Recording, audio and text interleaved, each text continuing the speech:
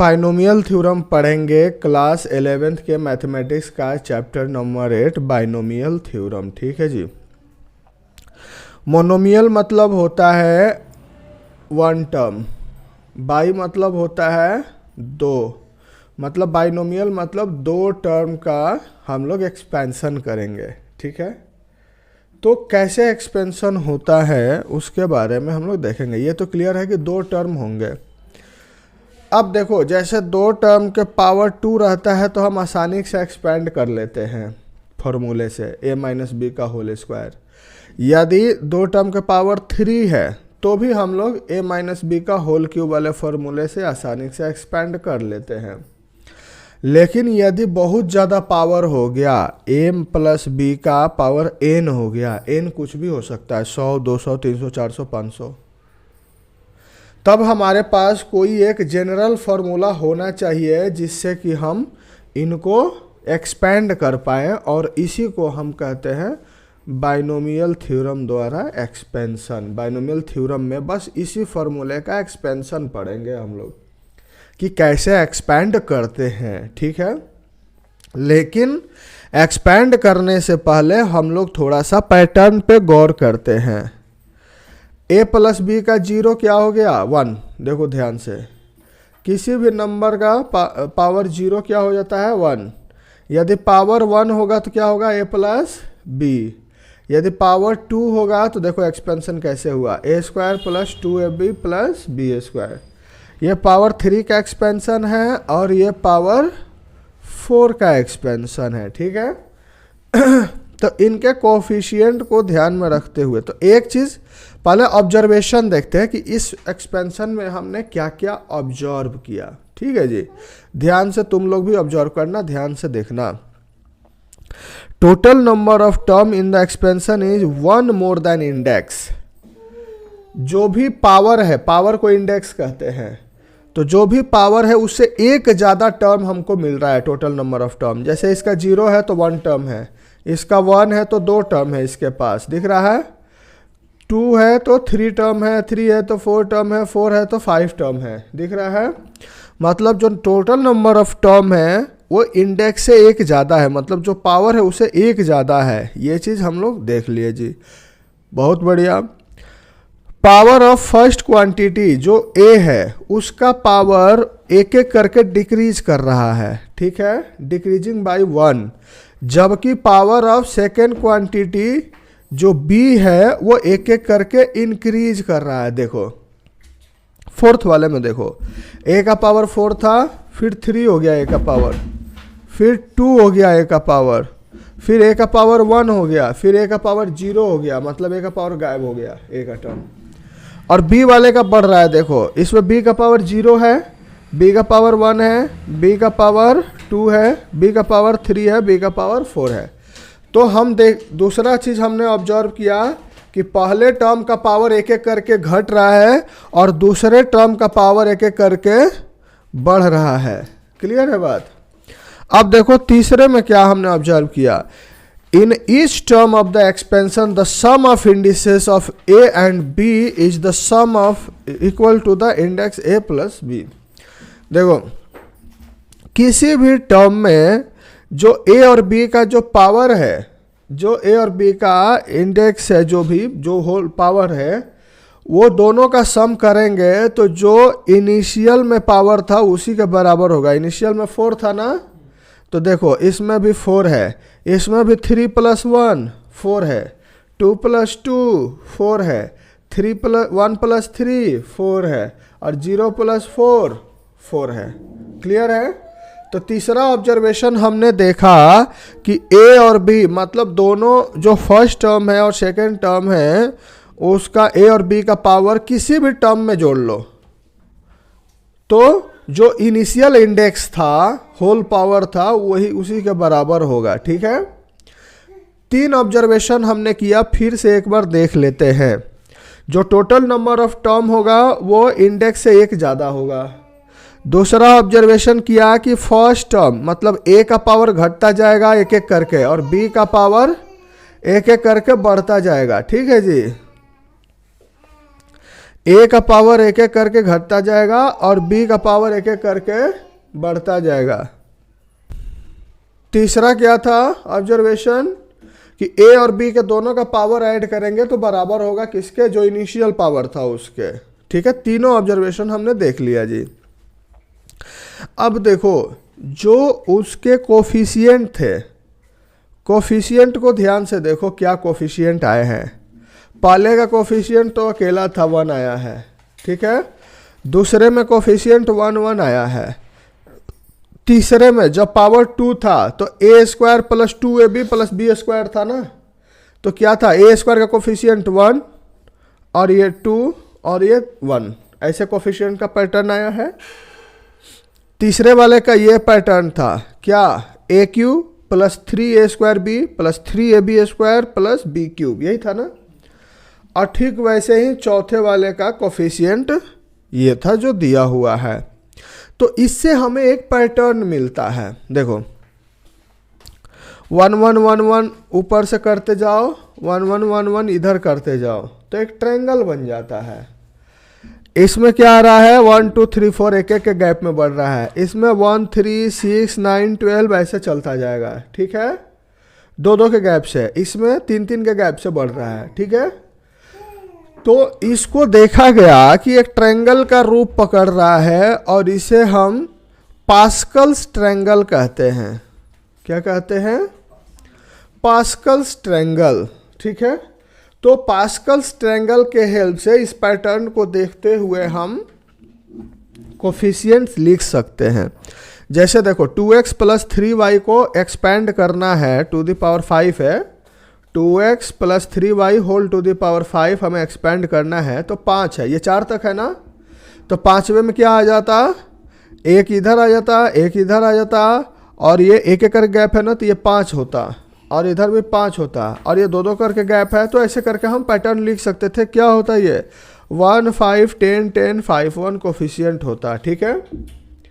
फिर हम क्या करते हैं, पहले वाले टर्म का पावर एक एक करके घटाते और दूसरे वाले टर्म का पावर एक एक करके बढ़ाते, तो हमारा पूरा एक्सपेंशन हो जाता। लेकिन देखो पावर 5 में ही हमें इतना ज़्यादा प्रॉब्लम का सामना करना पड़ रहा है, ठीक है। तो इससे निजात कैसे पा सकते हैं, पावर 10 रहता, पावर 15 रहता, फिर तो हम लोग पागल हो जाते। जैसे देखो पावर 12 होगा तब तो हम पास्कल्स ट्रायंगल के हेल्प से बहुत ज़्यादा परेशान हो जाएंगे। तो इससे एक चीज़ का पता चलता है कि फिर हमें कुछ ऐसे नियम का पता चले जिससे कि हम पावर 12 हो, पावर 50 हो, पावर 60 हो, पावर कुछ भी हो, हम आसानी से पैटर्न लिख सकें। हमें पूरा लिखने की भी ज़रूरत नहीं पड़े कि पास्कल्स ट्रायंगल कहाँ से शुरू हुआ था, और हम किसी का पावर डायरेक्ट लिख लें।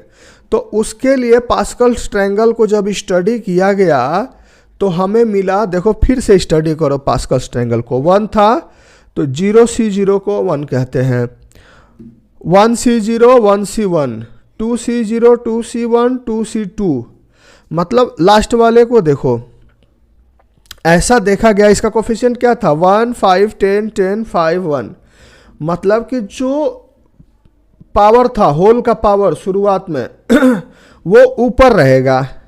कॉम्बिनेशन पढ़े हैं ना हम लोग, तो NCR पढ़े हैं। तो n क्या हो गया, जो इंडेक्स है, और r 0 से शुरू होगा और इंडेक्स तक जाएगा, ठीक है। तो ये कोफिशिएंट आ जाएंगे। तो किसी का भी पावर हो, कितना भी पावर हो, वो पावर क्या हो जाएगा, n की वैल्यू हो जाएगी, और r की वैल्यू 0 से शुरू होगी और n तक जाएगी। क्लियर है। तो इससे हमको 2 फायदा हो गया, एक तो हमें पूरा ट्रायंगल लिखने की ज़रूरत नहीं है, और दूसरा टोटल नंबर ऑफ कितने कोफिशिएंट आएंगे ये भी पता चल जाएगा। हम कंफ्यूज नहीं होंगे कि टोटल नंबर ऑफ टर्म कितने होंगे। तो इससे हम जनरलाइज करके किसी का भी एक्सपेंशन कर सकते हैं। NCR का फॉर्मूला हमें पता है। तो NCR का फॉर्मूला क्या होता है, factorial n upon factorial r into factorial n minus r होता है ना। तो आसानी से हम इसे ब्रेक कर सकते हैं। अब देखो जैसे पावर 7 रहता तो देखो कितना आसानी से ब्रेक होगा ये, NC0 NC1 7C2 7C3 7C4 7C5 7C6 7C7, clear है? तो आसानी से ये क्लियर हो गया। टोटल कितने हुए? 8। तो इंडेक्स 1 ज़्यादा होते हैं और क्या क्या होंगे ये भी पता चल गया। तो देखो कैसे ब्रेक करते हैं पावर 7 को। कोफिशिएंट तो आसानी से लिख लिया, 7C0, 7C1, 7C2, 7C3। First term में ए का पावर, पहले का पावर सबसे ज़्यादा होता है इंडेक्स के बराबर, और दूसरे का पावर 0 होता है, इसीलिए वो गायब होता है। दूसरे में ए का पावर 1 घट जाएगा, बी का पावर बढ़ जाएगा, फिर ए का पावर घट गया, बी का पावर बढ़ गया तीसरे में, चौथे में फिर से ए का पावर घट गया, बी का पावर बढ़ गया। तो ए का पावर एक एक करके घटता जाएगा और बी का पावर, दूसरे टर्म का पावर एक एक करके बढ़ता जाएगा। ठीक है, तो इससे हम कितना भी बड़ा फॉर्मूला लिख सकते हैं बाइनोमियल थ्योरम से। क्लियर है? अब देखो, तो अब हम जनरलाइज करते हैं पावर n का। क्लियर है? ध्यान देना है इस बात को। a plus B to the power n कितने टर्म को तोड़ रहे हैं? दो टर्म है ना, a प्लस बी, इसीलिए बाइनोमियल कहते हैं इसको। ठीक है, बाइनोमियल एक्सपेंशन कहते हैं इसको। तो बाइनोमियल एक्सपैंड हो रहा है कैसे? तो कोफिशिएंट को देखो, NC0, NC1, NC2, NC3, NC4, NCn-1, NCn तक गया है। क्लियर है? NCn तक गया है। ठीक है, अब a का पावर देखो, n से शुरू हुआ और एक एक करके घट रहा है, देख रही हो? एक एक करके घट के a तक पहुंचा, a का पावर 1 तक, और फिर a का पावर 0 हो गया, मतलब a गायब हो गया। a गायब हो गया ना लास्ट टर्म में। और b का पावर देखो, फर्स्ट टर्म में b का पावर 0 है, इसीलिए गायब है।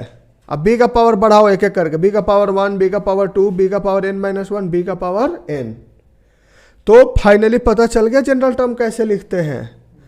तो ये चीज़ हम हमेशा याद रखेंगे। अब इसको प्रूव किया जाता है प्रिंसिपल ऑफ मैथमेटिकल इंडक्शन से। ठीक है, तो प्रिंसिपल ऑफ मैथमेटिकल इंडक्शन जब देखेंगे उसके बाद इसको बाद में प्रूव कर लेंगे। बहुत आसान होता है, ट्रायल एंड एरर मेथड होता है, कोई पार्टिकुलर मैथमेटिकल प्रूफ नहीं होता बड़ा सा। अब देखो, इसको हम यदि छोटे फॉर्म में लिखना चाहें, a प्लस बी का पावर n को हम यदि छोटे फॉर्म में लिखना चाहें, मतलब इस टोटल नंबर को, टर्म को हम छोटे फॉर्म में लिखना चाहें तो इसको समेशन कहते हैं। ठीक है, समेशन मतलब होता है प्लस प्लस प्लस प्लस करते जाओ बहुत सारे टर्म को। ठीक है, summation of this term from k is equal to 0 से n तक, इसको पढ़ते हैं summation of this term from k is equal to 0 से n तक।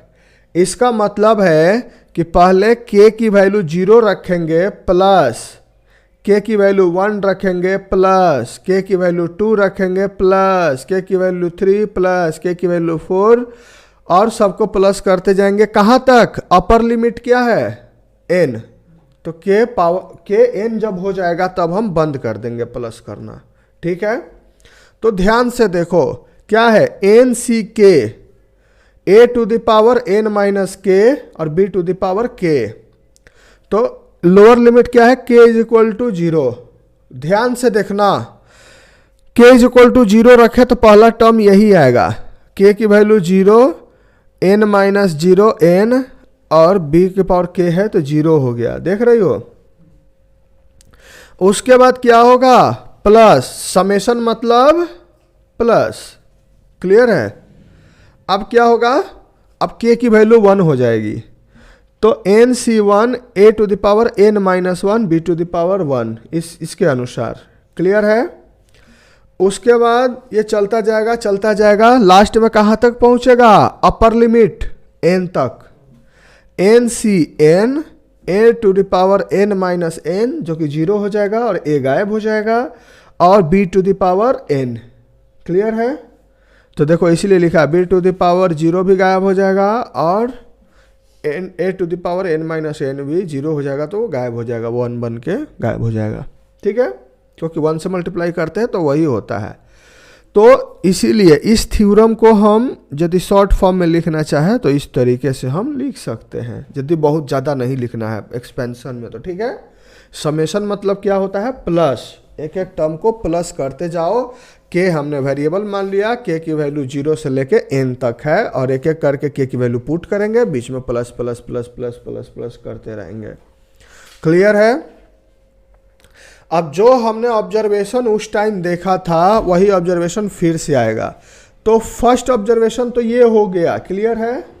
हम पूरे बड़े फॉर्मूले को छोटे फॉर्म में लिख सकते हैं, ये हमारा पहला ऑब्जर्वेशन था। दूसरा ऑब्जर्वेशन क्या है, the coefficient of NCR occurring in binomial theorem is known as binomial coefficient. NCR को क्या कहते हैं, बाइनोमियल कोफिशिएंट कहते हैं एनसीआर को, ध्यान रखना इस बात का।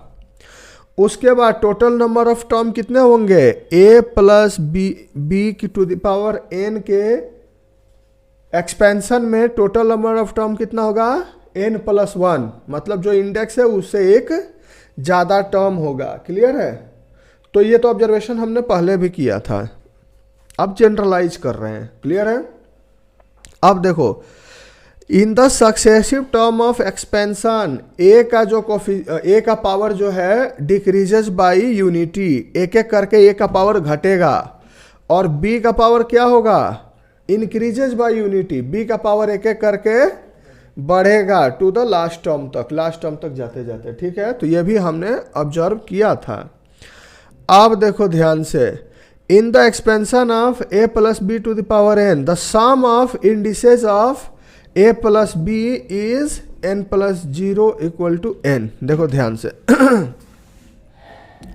कहीं भी किसी भी टर्म में यदि a का पावर और b का पावर हम ऐड करेंगे तो क्या आ जाएगा, n के बराबर। जो इनिशियल पावर था जिसको हम एक्सपैंड कर रहे हैं तो उस पावर के बराबर हो जाएगा।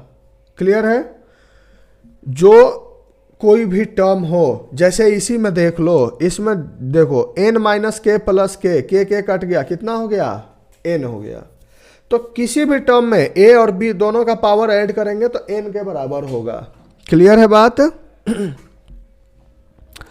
तो ये था फिफ्थ वन। तो हमने ऑब्जर्वेशन देख लिया, अब कुछ स्पेशल केस देखते हैं। ठीक है, ये तो a प्लस बी का पावर n का फॉर्मूला यदि हमें याद होगा तो हम बाकी सारे फॉर्मूले लिख सकते हैं। कैसे?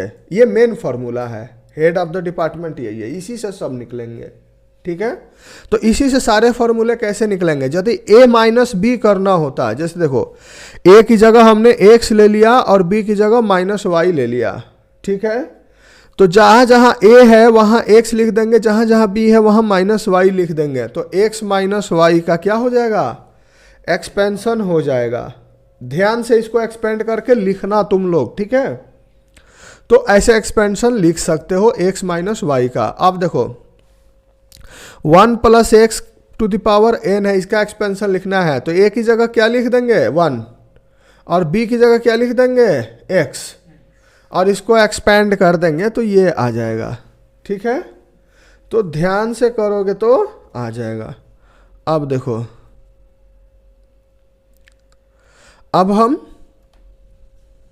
यहां से एक चीज निकाल सकते हैं कि यदि हम 1 प्लस एक्स के एक्सपेंशन में x की वैल्यू 1 रख लेते हैं तो 2 टू द पावर n आ जाएगा इतना। ये कभी कभी प्रूफ करने के लिए आ जाता है कि प्रूफ करो कि 2 टू द पावर n इतना होगा, तो हम बाइनोमियल एक्सपेंशन लिख के और हम पुट करके लिखते हैं, इस चीज़ को प्रूफ करते हैं। ठीक है, बाइनोमियल एक्सपेंशन लिख के 1 प्लस एक्स का बाइनोमियल एक्सपेंशन लिख दो और फिर x की वैल्यू 1 पुट कर दो तो 1 प्लस 1 2 हो जाएगा, 2 टू द पावर n इतना हो जाएगा, x गायब हो जाएंगे चारों तरफ से। अब 1 माइनस एक्स करना होगा तो क्या करेंगे, a की वैल्यू 1 मान लेंगे, b की वैल्यू माइनस एक्स मान लेंगे, पूरा एक्सपेंड कर देंगे, फॉर्मूला आ जाएगा। क्लियर है बात? तो इसको भी एक्सपेंड तुम लोग करोगे। अब देखो एग्जाम्पल 1 बहुत आसान एक्सपेंशन है, एक्सपेंड करके देखना। 91 को क्या लिख सकते हैं 100 माइनस 2, और इसको एक्सपेंड कर दो।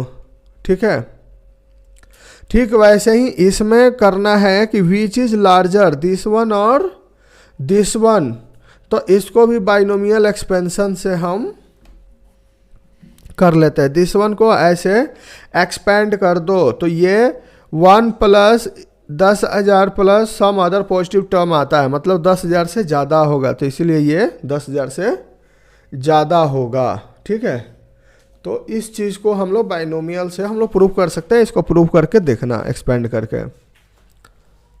तो ऐसे करके हम लोग एग्जाम्पल देखते जाएंगे। आगे देखो, general term and middle term. General term क्या होता है? देखो, जैसे मान लो कि हम बाइनोमियल एक्सपेंशन कर रहे हैं किसी क्वेश्चन में, और हमें पूछ दिया कि 16th टर्म बताओ कितना होगा, 10th टर्म बताओ कितना होगा, 11th टर्म बताओ कितना होगा। तो इसके लिए हमें जनरल टर्म का फॉर्मूला याद होना चाहिए, ताकि हम तुरंत उसके 11th का वैल्यू रखें और हमें डायरेक्ट पता चल जाए।